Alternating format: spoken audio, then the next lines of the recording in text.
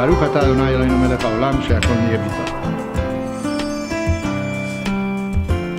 When our ancestors were in Egypt, the first law that they received from God, the first norm, the first instruction was, HaChodesh hazeh lachem rosh chodashim. This month is the beginning of the months of the year.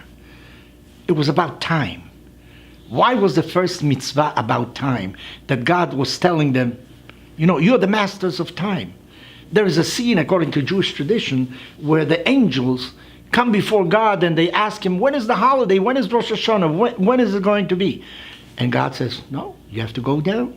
You have to go down to the human beings. They are the ones that decide matters of time. Why was this mitzvah? Namely, the calendar. The calendar is now in your hands. Why was this given to the Jewish people as the first mitzvah just before they were about to leave Egypt? Maybe to tell you something very important. You know, one of the characteristics of a slave is that time is not his own. He starts working. When will he stop working? When his boss tells him. He who is enslaving him will tell him, now it's time to stop. When does he go to sleep? When he's told to go to sleep. When does he get up? When he's told to get up. Now, he cannot decide for himself. You know, he can't plan for any future because he doesn't know what he'll have to do tomorrow. It's a condition that prevents you from doing anything basically human, which should be time is equal for everybody else, but not for a slave. So God was telling the Jewish people, I want you to know, from now on, time is your own. You'll be able to get up at the time that you want to get up. You'll be able to go to sleep when you want to sleep. You will eat when you want to eat. In other words, you are the master of time now. But when one looks at the history of the Jewish people, they went out of Egypt and they got rid of Pharaoh. Pharaoh was an unscrupulous ruler. He did whatever he wanted. Years later, I think it was Louis XIV who said, L'État c'est moi.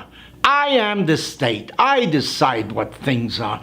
Pharaoh could decide whatever he wanted. So what did they do? They made a change.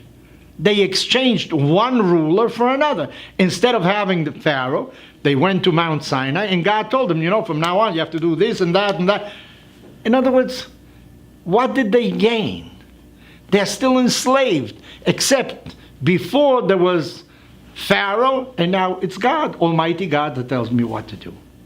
But there's a very big difference. Our rabbis say the following. You know, the first word in the Torah is Bereshis, in the beginning. So they say that can be read as Bereshit. With Reshit, what does Reshit means? The beginning, the first. First is the Torah. You know what God did?